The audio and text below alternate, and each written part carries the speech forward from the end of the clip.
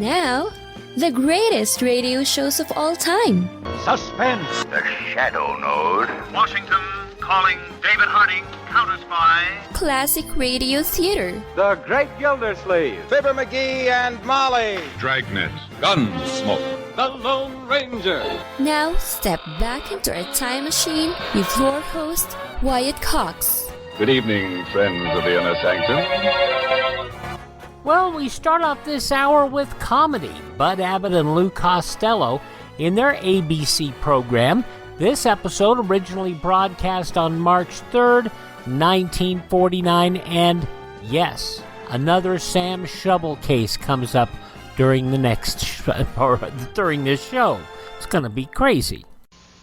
Hey, Abbott, what time is it? It's time for the Abbott and Costello show. We're on the air for ABC here in Hollywood. Well, what are we waiting for? Let's go with the Abbott and Costello show.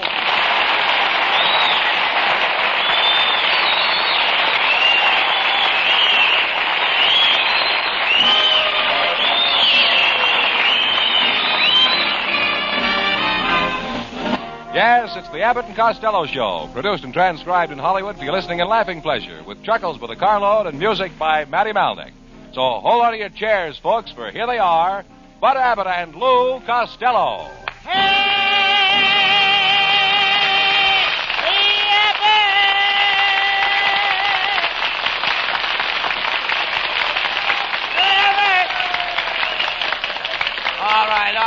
All right. Cut out that yelling. What's all the excitement?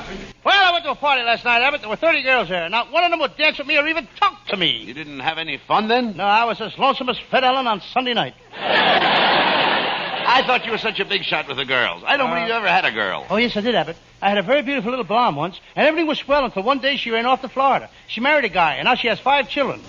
After that, we just sort of drifted apart. She had...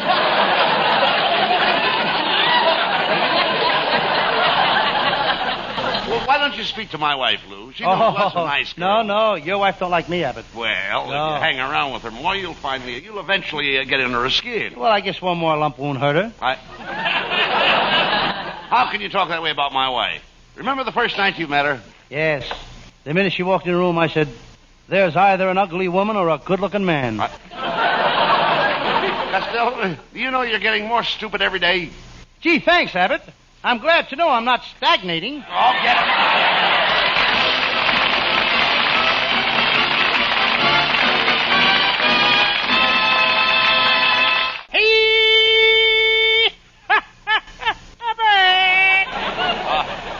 All right, Costello, stop that hollering. What's that thing you've got under your arm? That's my new Harry Truman rifle. The Harry Truman rifle? Yes, a .48 repeater.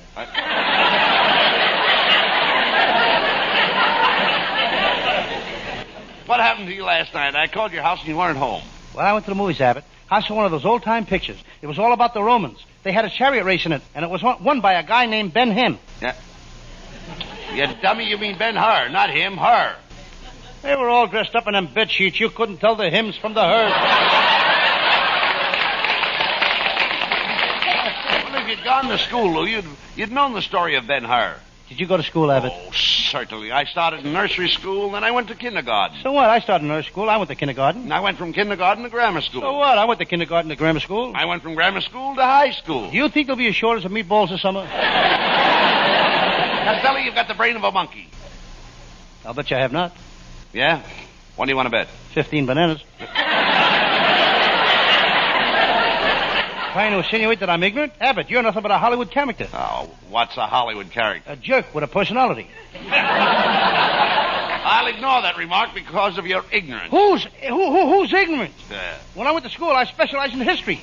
I can name off all the most important dates in history. All right, go ahead. Name some important dates. Well, I will. There's 1492, 1776, 1812, 1917, Rita Hayworth. Now, wait a minute. Rita Hayworth is not an important date. Ali Khan seems to think so. Costello, why don't you listen to me? Take my advice once in a while. I'm your friend. I realize that you're an idiot, and I want to assist you, Lou. What good can you do me? You're just an assistant to an idiot. Well, just look at you. You're dumpy, squatty. Now, hold it, Abbott. What do you mean? Hold it. What do you I'll mean? go for so much, and that's all. Now, it's not my fault that I didn't grow tall like the other boys. When I was a little boy over in Scotland, I used to play the bagpipes, but it gave me pneumonia. Wait a minute. Now, look. Wait a minute. How could playing the bagpipes give you pneumonia? There was a leak in the bag, and the air kept blowing up my kilts.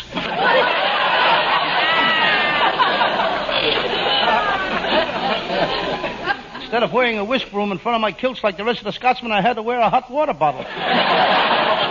You must have had a very poor childhood, Costello. I did, Abbott. We were very poor. My mother had to work, and she had to take in washing. She had to scrub office floors. She worked as a blacksmith. She drove an oil truck. And one time for 3 years, she worked in the daytime as a waitress and worked at night in a coal mine. What did your father do? He kept the books. Well, I guess you had a pretty tough time when you were a kid. Yes, I'll never forget the day my mother made my first pair of long pants. It had 12 buttons down the back and 4 pockets in the front. What did she make them out of? My father's old vest. I was the only kid in school that had a watch fob hanging from a knee.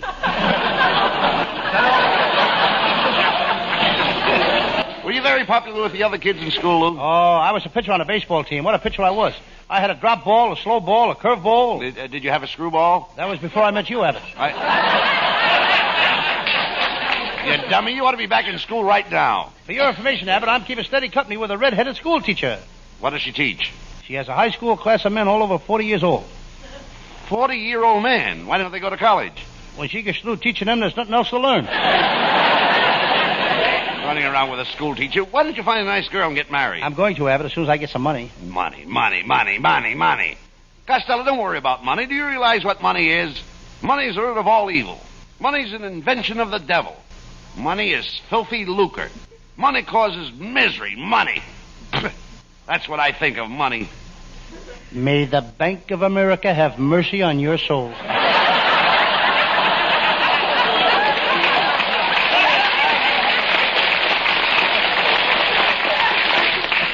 Costello, you don't need money.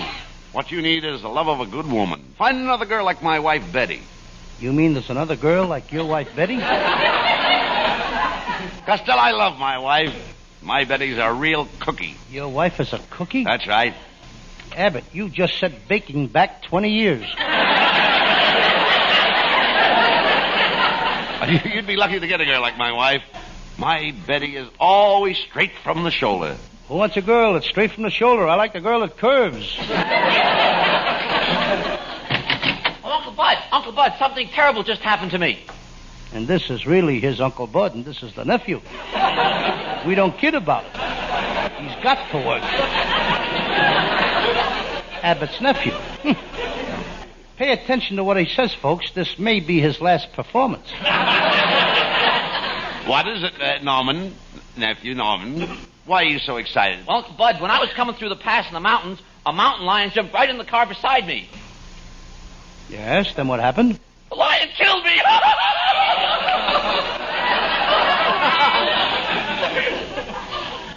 Wait a minute, Norman. You're not dead. Stop crying. You're working on the Abbott and Costello show. You're still living. You call this living?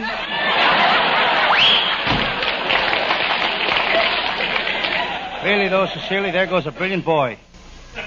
His brain is on a slow boat to the Mayo Brothers. Now, you lay off, Norman. He's a very intelligent boy. He's always studying and reading. It wouldn't hurt you to do a little reading once in a while. Oh, Abbott, I do plenty of reading. When I was 7 years old, I started my first book, Little Red Riding Hood.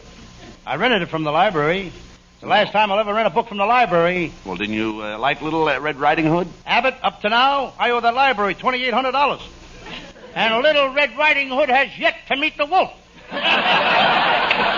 Little Red Riding Hood. Why don't you read some of the newer books? I just bought Gypsy Rose Lee's new book. It's a story of her life. Well, what does Gypsy Rose Lee call her new book? The Leg and I. Why don't you read something educational, Lou? I am, Adam. I just bought a book on inventions. It tells all about new gadgets. I bought one yesterday for my Aunt May. What kind of a gadget did you buy for your Aunt May? It's a new girdle that's made from surplus paratrooper's harness. And it's a handy little thing. At night, she doesn't have to undress. She doesn't? No, she just jumps off the top of the dresser and pulls the ripcord. That's ridiculous. But, hey, I understand you're working on some kind of a silly invention yourself. And my invention is all finished, too, Abbott. It's a new kind of perfume. And all the girls in Hollywood are going to go crazy about it. All the girls in Hollywood are going crazy about your perfume? Why? Smells like money. I gave a bottle of it to my Aunt May. Boy, did it make her popular. Your Aunt May was never popular. Is that so? Back in Patterson, New Jersey, she was so popular, every guy in town used to drink champagne out of her slipper. And what did it get her? She's got the only big toe in the world that belongs to Alcoholics Anonymous. Come back here to drink this. Eat your spinach. I won't eat it. I won't eat it. No, I won't eat it. Mister, what's going on here? That's this darn kid of mine. He won't eat his spinach. Junior, you've got to eat your spinach. I ain't gonna do it. I don't like spinach.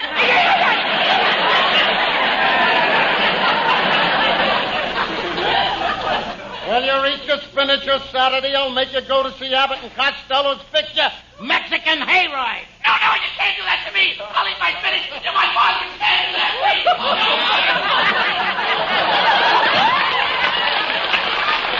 Abbott, I'd like to take that kid over to Santa Anita Saturday. What for? I want to drop him in a claiming race. Well, hello, boy. Hey, look, Costello, it's Viola. Viola, you look very lovely tonight. Viola, I understand that you and Costello had a date last night. Where'd you go? Well, Costello had a terrible time making up his mind where to take me. Well, you see, I was trying to make up my mind between Ciro's and the Macombo. But we finally went. Where?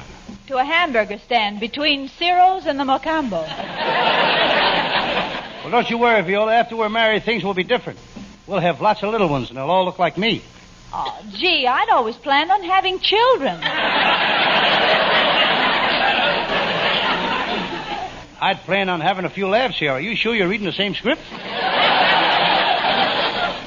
Lou, you shouldn't be jealous of me.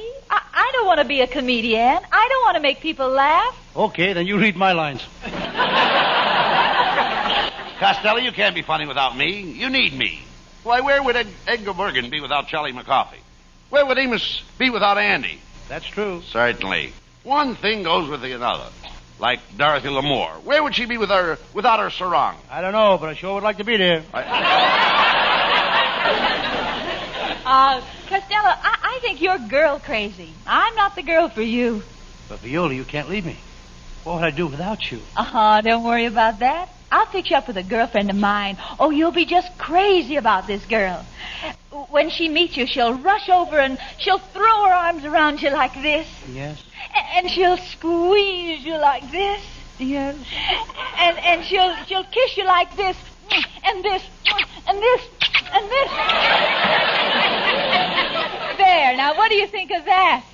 When am I going to meet this girl?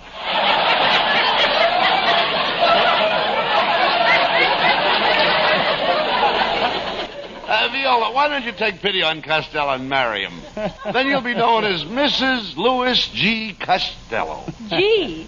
Oh, what does the G stand for, Costello? Don't you tell her, Abbott. Come on now. What does it stand for? George? No, I don't want to tell you. Oh, come on, Costello. What does the G stand for? Oh, do I have to tell you? Yes. Stands for Gloria. Gloria?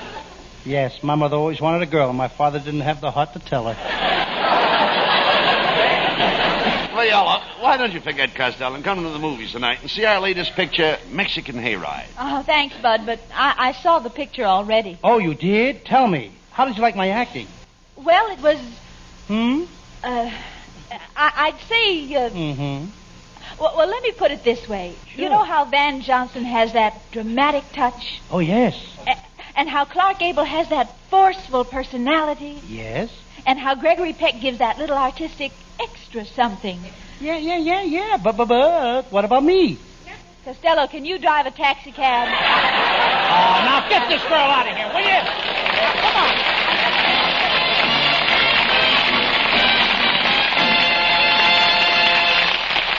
And that's only half the fun, folks. Just as many laughs yet to come. But first, listen to this. March 3rd, 1949, Bud Abbott and Lou Costello on Classic Radio Theater with Wyatt Cox. This is an urgent news alert from the International Fellowship of Christians and Jews. The war in Ukraine is a humanitarian crisis Europe has not seen since World War II. Yael Eckstein, President and CEO of the Fellowship. The Fellowship is providing food to the hungry, clothing to the naked, medicine for those who need it, pray with us because these are lives that are at stake.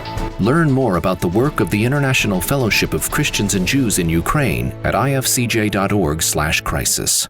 The Overstock sale continues at MyPillow.com. Deep discounts on Giza Dream Sheets, MyPillow original pillows, the My Slippers, half price. I love mine.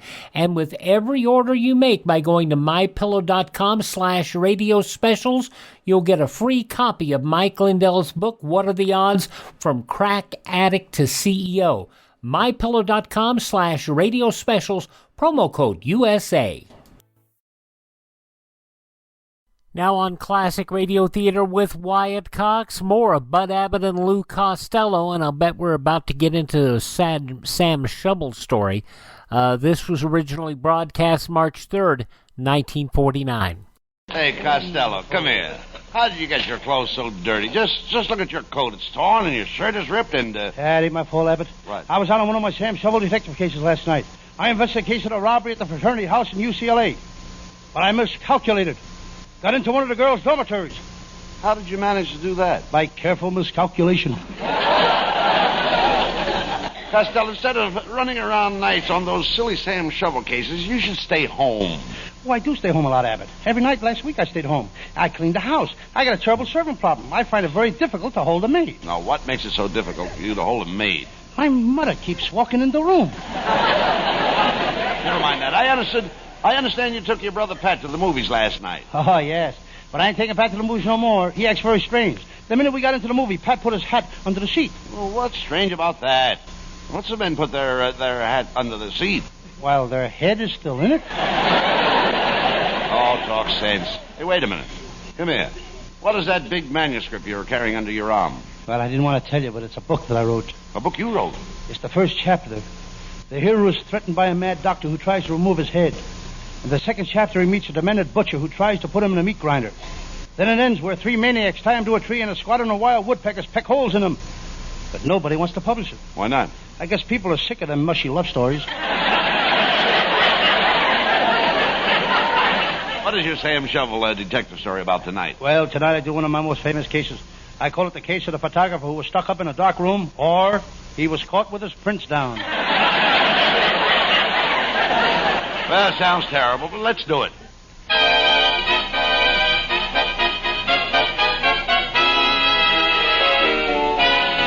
And now, the makers of Bebop Bubble Bath present the adventures of Sam Shovel, Private Detective. But first, a word about our product, Bebop Bubble Bath.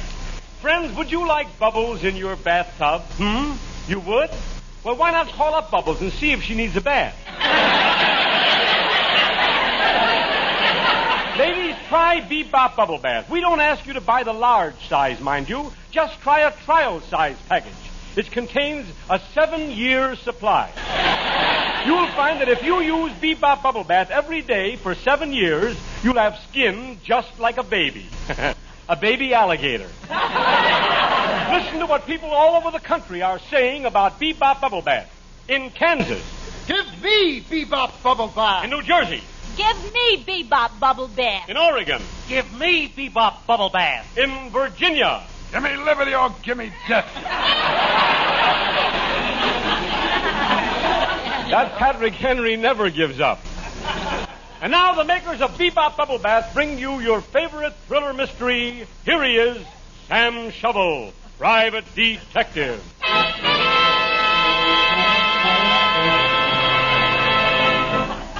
Yes. I'm Sam Shovel. Sam Shovel, Private Detective. The detective business has been mighty slow lately. Last night, having nothing to do, I went to a big public library and buried my nose in a book. This morning, I had a heck of a job finding it. I forgot what book I buried it in.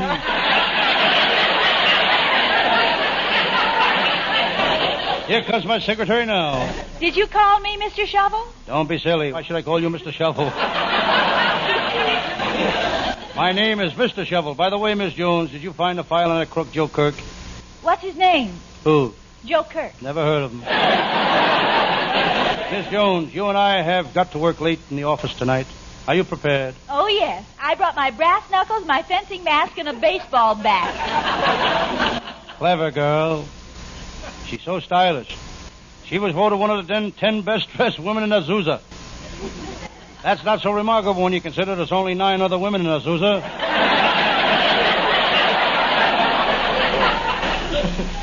Suddenly, the inter-office communication system buzzes. It's my secretary. She speaks. Mr. Shovel, there are 2 men here to see you about a case. Mr. Cohen and Chief Lightfoot Running Deer. I'll see the Indian first. You can go in now, Mr. Cohen. The cops have certainly got their hands full these days. Full of 5s, 10s, 20s. I think of my pal, Lieutenant Abbott of the Homicide Squad. Abbott has been on the police force for 20 years. He knows which side his bread is buttered on. He can take any piece of bread and say, this side is buttered. Sam, I'm on the trail of Zeke, the hillbilly moonshiner, burglar. Lieutenant Abbott, I'll be glad to help you. What do you want? Well, you've seen Zeke. Give me a thumbnail description of him. Well, he uses liquid polish, and his cuticle is pushed way back. Sam, I want you to go with me to the Ozarks. I've got to capture Zeke. It'll be a dangerous trip. Those hillbillies are strange people. They're always arguing, shooting and farming. Yep, shooting, fighting, and fertilizing. March 3rd, 1949, Bud Abbott and Lou Costello on Classic Radio Theater with Wyatt Cox. The conclusion follows these words. No offense, but are you a little fat when you look in the mirror? How would you like to learn the secrets to lose 3 to 5 pounds a week easily without joining the gym or going through any crazy diets? It's called Body Sculpt by Med Diet. For the last 2 decades, we've been helping people just like you that have pounds they want to shed. We've helped millions of people lose thousands and thousands of pounds over the years. And now it's your turn. Learn the secrets of how to lose weight with one simple phone call. You'll see an amazing difference in a matter of days. Don't believe us? We'll offer you a money-back guarantee. If you're ready to start losing weight right now, call right now to learn more about your risk-free order to Body Sculpt. Call for your risk-free offer. 800-738-5332. 800-738-5332. 800-738-5332. That's 800-738-5332.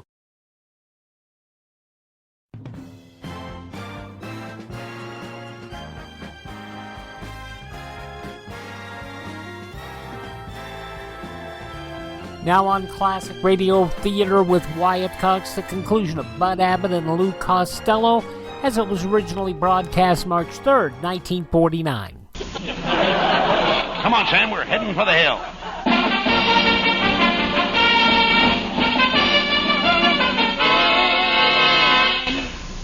Lieutenant Abbott and I arrived in the hillbilly country. Sam, these hillbillies are strange people, but you'll have to admit they're solid citizens. They've got both feet on the ground. They've got to have both feet on the ground. They don't wear shoes. I read in the papers where a 75-year-old hillbilly wanted to marry a girl 9 years old. Did he marry her? Nope, his parents objected. They didn't want him marrying a girl who'd been divorced 3 times. Wait a minute, Sam. Here comes a bunch of hillbillies. Let's ask them if they know where Zeke is. Howdy, strangers. I'm Jim Hartfield. These here are my sons. I'm Sam Shovel, the detective, and this is Lieutenant Abbott. Boys, say hello to the strangers. Lem? Do. Clem? Bert? Sir? Bert went to military school.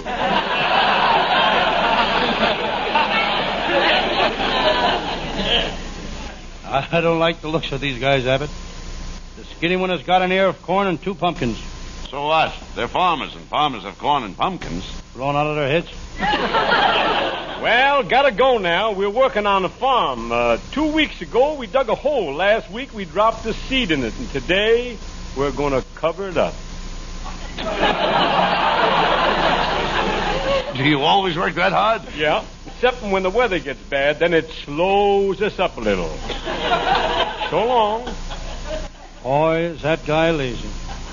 If he was a chicken, eggs and television sets would be the same price. Never mind him, Sam. We've got to find Zeke, the moonshiner. Hey, look over there behind those bushes. There's Zeke's. There's Zeke. The moonshine is still. Come on.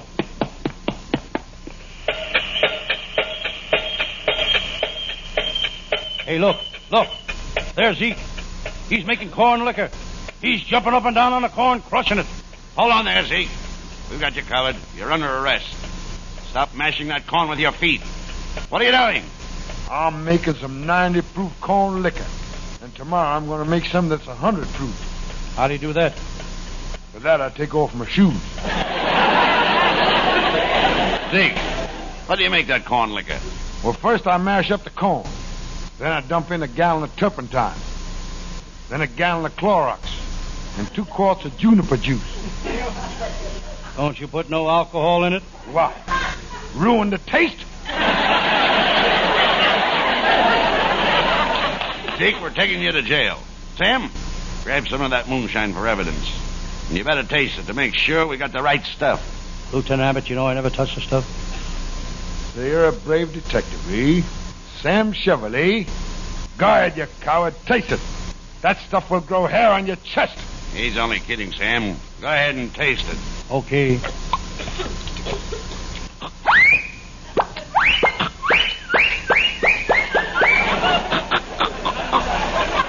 Sam! Speak to me, Sam! Don't stand there, Lieutenant. Call a barber. This hair is so thick I can't see where I'm going. Get me out of here!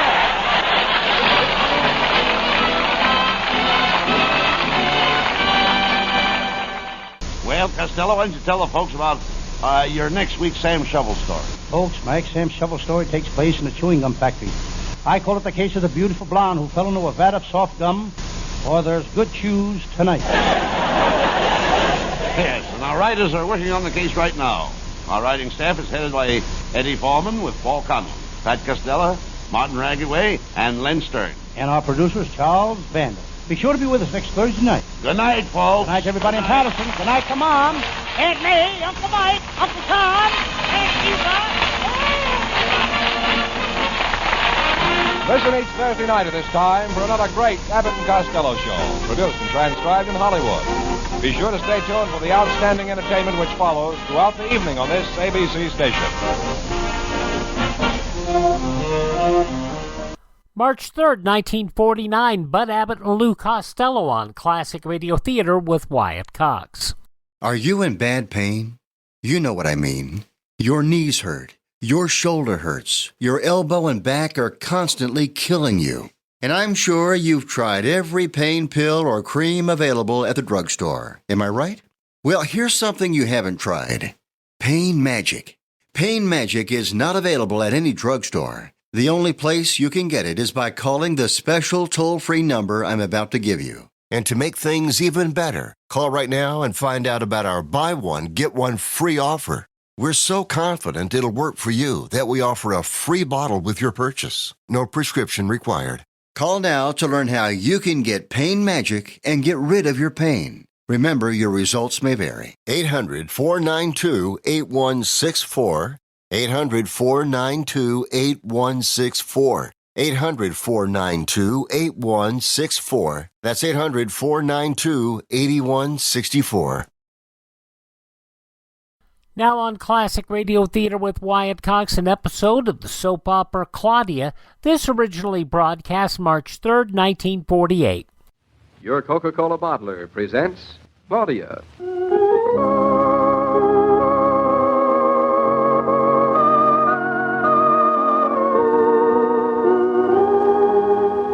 Claudia, based on the play and novels by Rose Franken. Brought to you, transcribed Monday through Friday, by your friendly neighbor who bottles Coca-Cola. Relax, and while you're listening, refresh yourself. Have a Coke.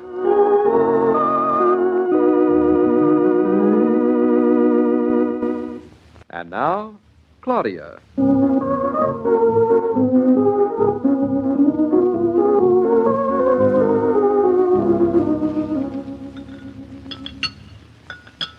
How about a kitchen match, Claudia? What for, darling? Light the kitchen, of course. What do you think? If you promise to use it for that, I'll give you one. I promise. They're on the windowsill next to the stove. Help yourself. Thanks. You're welcome. David, it's nice to be through with breakfast early. Gives us a little while before you leave for the office. Just a little while to waste. David, we're not wasting this little while. I think it's these little whiles that make being married so wonderful. You're silly. I'm not as silly as you are. David, aren't you going to smoke some of your new tobacco? How do you know I'm not? Because whatever you lit smells like your old tobacco to me. Since when did you get to be such an expert smeller? I didn't think you could tell Virginia Burley from corn silk. Is there a difference? Well, I thought so. I knew you were going to say that. Do you know half the time I know exactly what you're thinking? And half the time I know exactly what you're not thinking. Since you're so smart, I'm thinking now. And I know what. You do? You're thinking that when I count 3, you'll take your hands out of the soap suds. You're warm. And you're going to forget all about the dishes. Oh, David, you're getting warmer. And you're going to give Bluff his breakfast. You're cold. Shakespeare? You're icy. Well, let's see. You're going to turn around and let me see if you have a cinder in your eye. That's much warmer. Well, let's see. You haven't. I haven't what? A cinder in your eye. Now you're very, very warm. Is this what you were thinking? I thought so.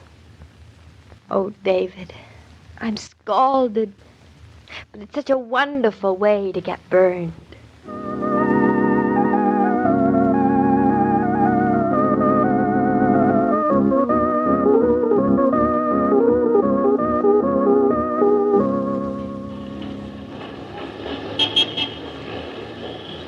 Claudia, what's the great rush? Why are we walking at such a pace? What pace, Mama?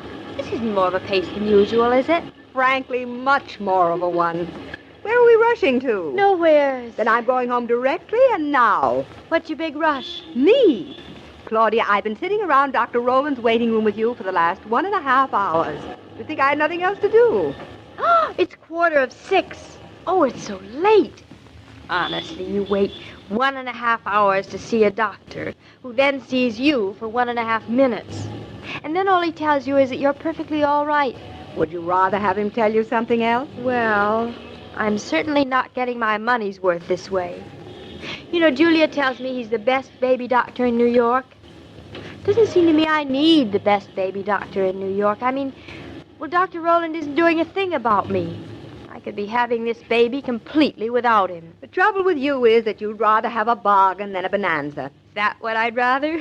And you stop worrying about your $300. The less Dr. Roland earns it, the better off you are.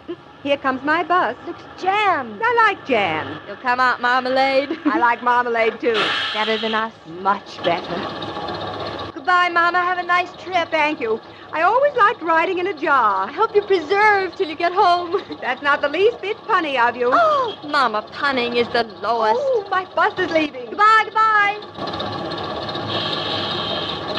Funicula, funicula, funicula, echoes on the bar, la la la la la la la. Hi, Claudia Brown. Huh? What? Why, Helen, it's you. Hello. Well, it's been a long time. Since before I was married. Oh, that's not so long. It feels forever. Hey, that doesn't sound so good. I meant it to sound heavenly. You look wonderful, Helen. Do I? Thanks, honey.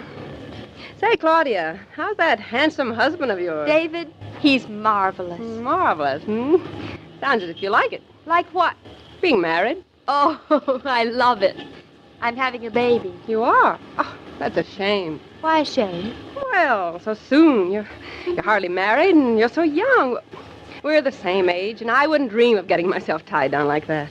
Why, I remember when we were in school, we said... But, Helen, you're married, too. You married a whole 2 months before I did. I'm divorcing. Well, which way are you walking? Home to meet David. I live in a hotel right around the corner.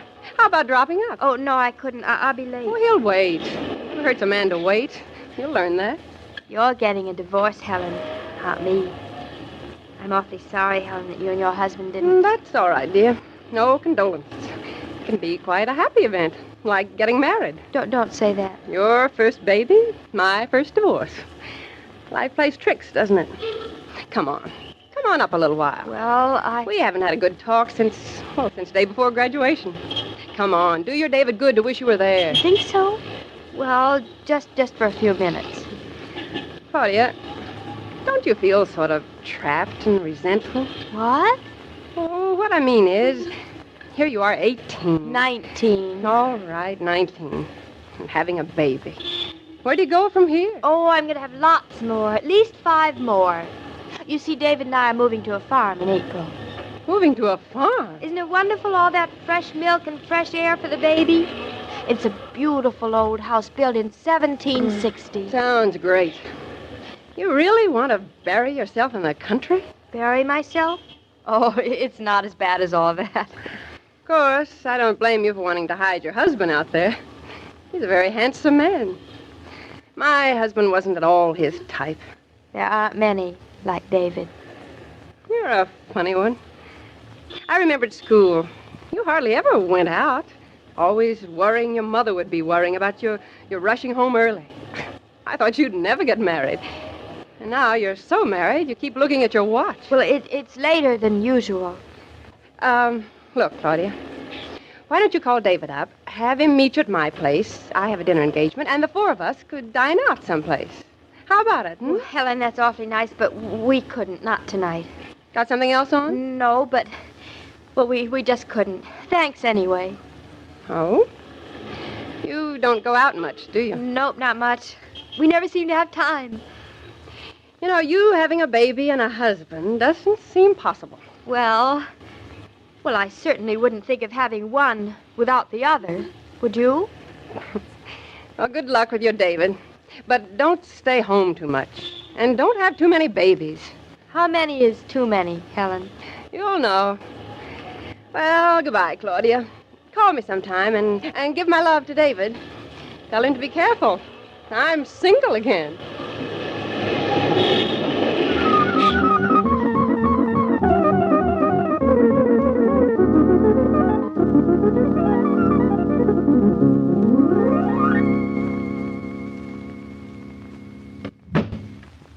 David, you're home. Where on earth were you?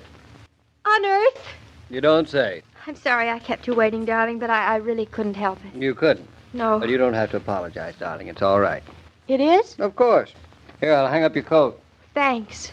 Well, don't you even want to know what held me up? I spoke to Mama. She said you had to wait for Dr. Roland. Oh, but I saw somebody else, too. Good.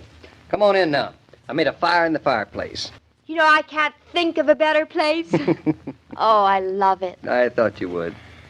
But, does that mean that we have to stay home tonight? No. No, not if you don't want to. Ooh, well, I haven't made up my mind yet. Well, take your time, darling. We have all evening. Look, it's a beautiful fire. I used a kitchen match, and see? Here in my pocket, I have a present for you. Present? What? A whole new box of kitchen matches that I bought just for you. Oh, you're sweet. A whole box for me? Yep, I won't even borrow one. What do you think of that? Oh, what a husband. You know, I don't think any person can change so much over one day. That's what I think. You'll see. Well, here I am, home again. You know, I seem to be home an awful lot of the time, don't I? Yeah, yawn is catching. It's nice, isn't it? If you want that sort of thing. David. What now? Don't you think we're home too much, maybe? Yes, I think so. I think we ought to go out more. You do? Sure. I've been telling you that for months. You have? I don't remember. Because you don't want to. Oh. Well, anyway, David, don't you think that I'm too young to be throwing myself away on this sort of life? I've thought of it often. We pretty much rushed into the baby, and I'd understand completely about the farm, and if you'd only call up one of your friends... David, are you serious? Certainly I'm serious, aren't you? No. You're not? And what's all this about? I was just... Oh, you're no fun at all. I'm not. You spoil everything. I do. This morning, everything was perfect. We both thought so.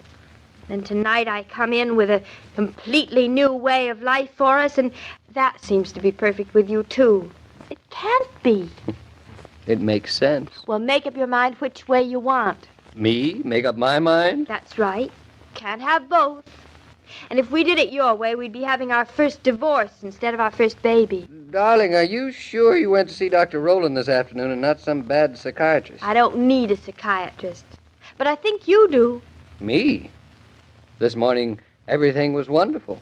Tonight, you come in with some nutty idea, and I try to... David, then you do think they're nutty ideas? Well, for us they are. They were nutty for Helen Drew, too, darling. I met her on the street. She's all mixed up. We're not, are we? Mixed up? Well, speak for yourself, John Alden. Imagine her trying to tell me. But, David, you know, she thinks you're very handsome. Oh? Yes, she does. She said so. Oh, please do let's stay home this evening.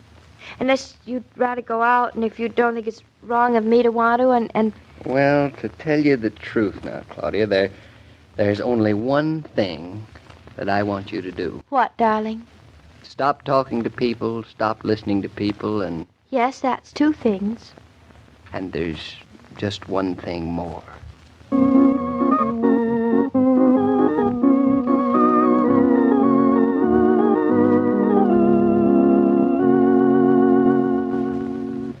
This broadcast of Claudia was supervised and directed by William Brown Maloney.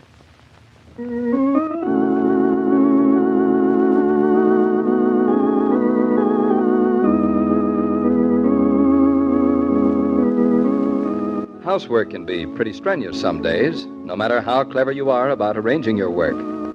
But there are ways to ease things for yourself, and here's one. Keep plenty of Coke on ice, and when you've been going like 60, step over to the refrigerator and treat yourself to the pause that refreshes. It's surprising how much more you can do when you work refreshed.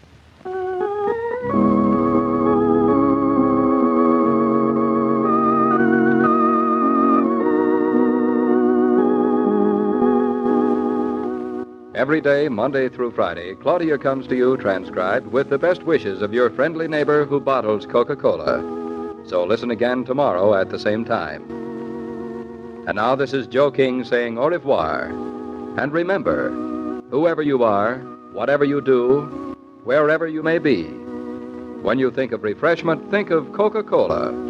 For ice-cold Coca-Cola makes any pause the pause that refreshes.